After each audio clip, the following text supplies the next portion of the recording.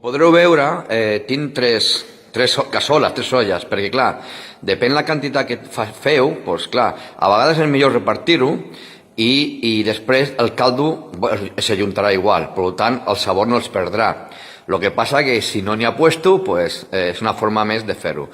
Per un costat tinc una cassola amb la col verda, on després, una vegada que estigui feta, ficarem unes patates que ja tinc pelades. Però primer farem la col i després amb aquest brou de la col bullirem les patates. A l'altra olla, n'hi ha el que diguem triga una mica més de temps, com podrien ser les pastenagues, una mica de naps i també una mica de porro, ¿vale? Però una mica, diguem, per fer temps, una mica a part. I aquí, l'olla gran, que és la que veieu aquí, doncs tinc el que és la carn, el que triga també molt de temps, però perquè no barrejar-ho tot plegat i després, ostres, la col se trenca amb els ossos o la pastenaga s'ha trencat també amb el pollastre i tal, bueno, en fi. Dir-vos que els ingredients que jo faig a l'escudella són els següents.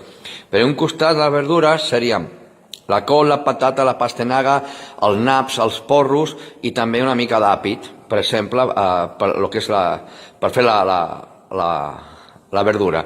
Tanmateix, amb aquesta aigua de la verdura, després afegirem fesols que tinc aquí i també es podrien afegir cigrons, però avui no tinc.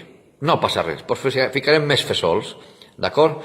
Per l'altre costat tenim lo de la carn. En la olla, que després ho veureu tot, n'hi ha costelló, n'hi ha pernil, ossos de pernil i pernil, n'hi ha una canya de llom, n'hi ha pollastre, pot ser també gallina, no passa res, també n'hi ha costelló de porc, després afegirem la botifarra crua i després tenim la pilota que la tinc ja mig preparada per acabar-la de fer amb el brou de la carn, botifarra blanca i botifarra negra, però avui no m'han portat la botifarra negra i farem com a substitut una mica de bull negre. Si fa o no fa, és gairebé el mateix.